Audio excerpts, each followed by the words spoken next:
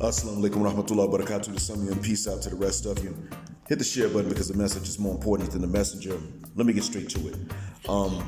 This is part 2 regarding endogamy.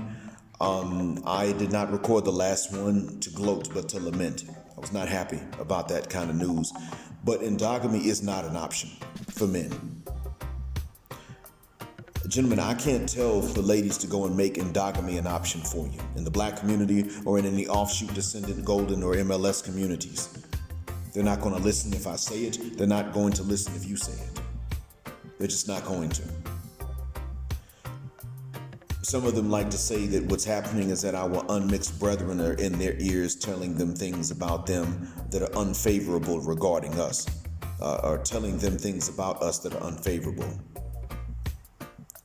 I don't think that's really the case. That's dirty macking. And we already know that women just don't believe men who have to do that anyway. I mean, you can sit up and turn a woman against a man, but that doesn't mean you can turn her for you. What really happens is that they see that these men are going to be more accepted by other women. That's really what it comes down to. Also, there's a depiction of our unmixed brethren as being more masculine. And so they feel safer and more protected out in public with them. And that's okay. It's up to them, as long as they're honest with themselves about it and honest with us about it. Of course, now in my age group, we came up hearing that it was everything except that. For age groups younger, at least they had the benefit of hearing, no, she prefers men that are more abundantly melanated, so at least they had the option to know that's what it is.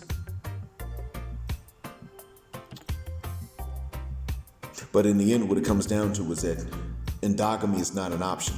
Now, in the black community at large, endogamy is still the default, but it's a declining default. It's decreasing, and I can't do anything to stop it from decreasing. And in the offshoot descendant communities of admixture, it never was a default. It can't happen. So, gentlemen, what I have to tell you is this, in all honesty.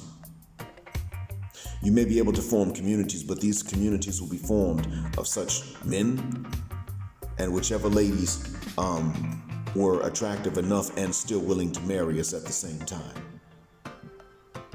You see, right now, you are still being told that you need to go and try twice as hard and make twice the effort. Jay Cash and the Carolinas, from whom I haven't heard in a while, he'll tell you about this. He knows. He's dealt with it. And he's chronicled it in some videos, although he stopped uploading a while back, and I'm not sure what's happened. I've talked about this expectation that simply for having phenotypes like we have, that we would actually accept this expectation, that we would try twice as hard to get half as much.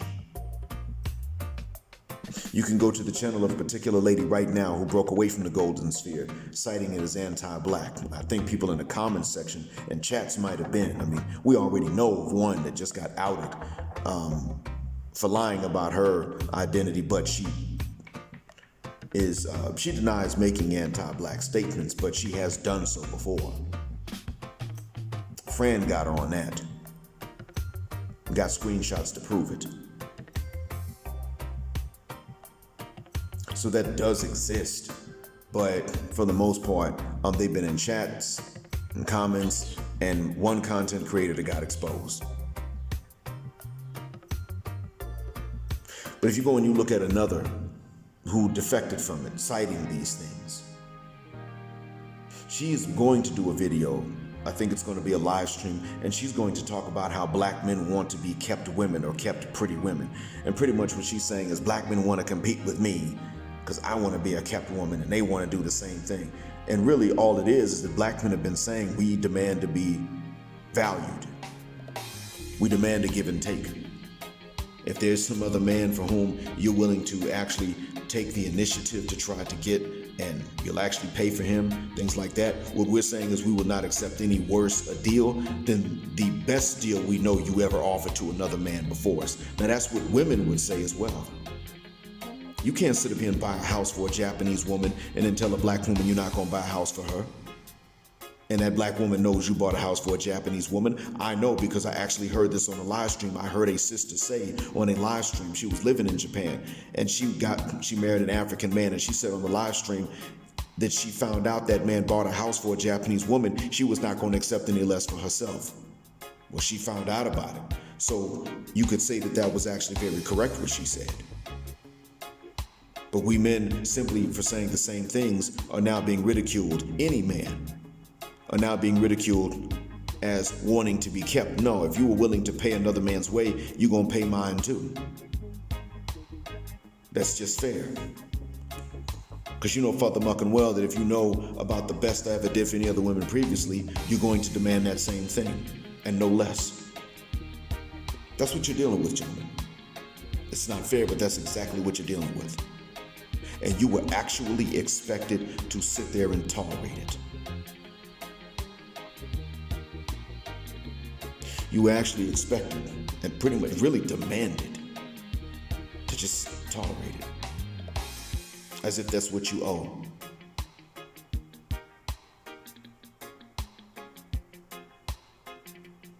Well, in a case like that, endogamy is not going to be sustainable. It's not going to be possible.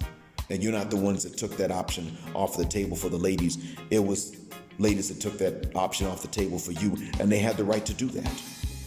They have a right to their preference. They just have to be honest about it. And they got to deal with whatever the consequences are for those choices.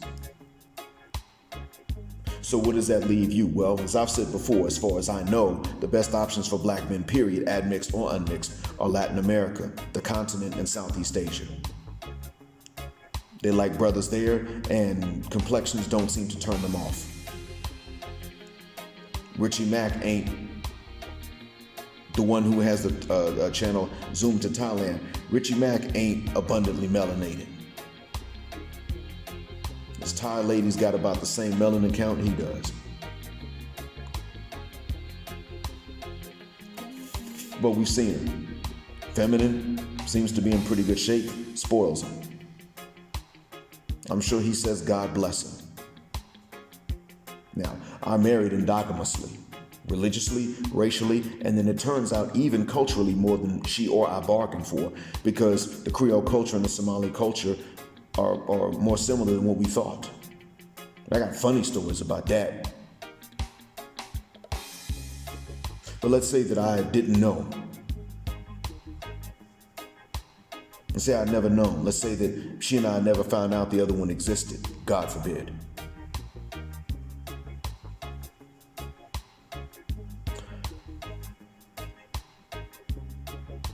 I'm telling you, gentlemen, maybe for the next generation, there can be endogamy again. But right now, for this generation here, there can't be. And I'm going to tell you why a community could be formed, but it would not necessarily be sustainable. Here's why.